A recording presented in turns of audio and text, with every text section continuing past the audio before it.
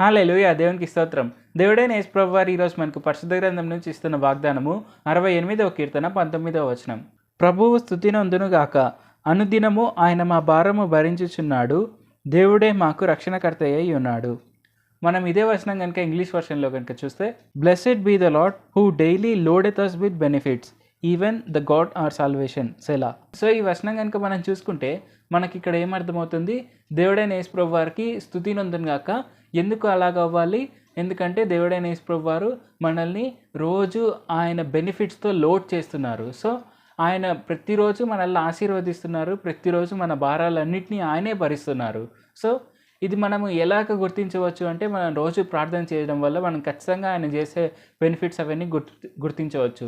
ప్రతిరోజు ఆయన మనకి ఏదో ఒక రకంగా సాయం చేస్తూనే ఉన్నారు, ప్రతిరోజు మనం ఆయన లాభాలను పొందుకుంటూనే ఉన్నాము. సో ఇది మోస్ట్ ఆఫ్ ద టైం మనం రికగ్నైజ్ కూడా చేయలేకపోవచ్చు, కానీ దేవుడైన యేసు ప్రభువారు రోజు మనల్ని ఖచ్చితంగా ఆశీర్వదిస్తున్నారు. ఆయన మనల్ని ఆశీర్వదిస్తున్నారు కాబట్టి మనం ఈ భూమిపైన జీవిస్తున్నాము.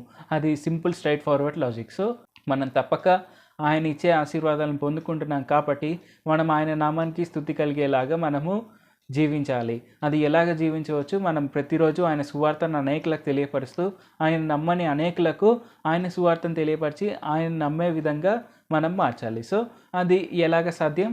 మనం రోజు ప్రార్థన చేయడం వల్ల, రోజు బైబిల్ చదవడం వల్ల మనము అలాంటి ఒక సామర్థ్యాన్ని పొందుకునవచ్చు. సో తప్పక అలా చేయాలి అండ్ రోజు ఆయన సువార్తను అనేకులకు తెలియపరుస్తూ ముందుకు సాగాలి. ప్రార్థించుకుందాం. పరిశుద్ధ జీవాధిపతి జీవంగల దేవ యేసయ్య, ఇప్పటి వరకు మీరు మాకు చేసిన ప్రతి ఒక్క మేలుని బట్టి మీకే వందనాలు తండ్రి. ప్రతిరోజు మీరు మమ్మల్ని ఆశీర్వదిస్తున్నందుకు వందనాలు తండ్రి. మీ బెనిఫిట్స్తో మమ్మల్ని లాభపరుస్తున్నందుకు వందనాలు తండ్రి. ఇది మేము రోజు గుర్తించేందుకు సాయం చేయండి. అలాగే మేము మీ కృతజ్ఞతాస్తుతులు చెల్లించేందుకు సాయం చేయండి. అలాగే ప్రతిరోజు మేము మీ సువార్తను అనేకులకు తెలియపరుస్తూ ముందుకు సాగేందుకు సాయం చేయండి. మీ నామానికి స్తుతి కలిగేలాగా మేము జీవించేందుకు సాయం చేయండి.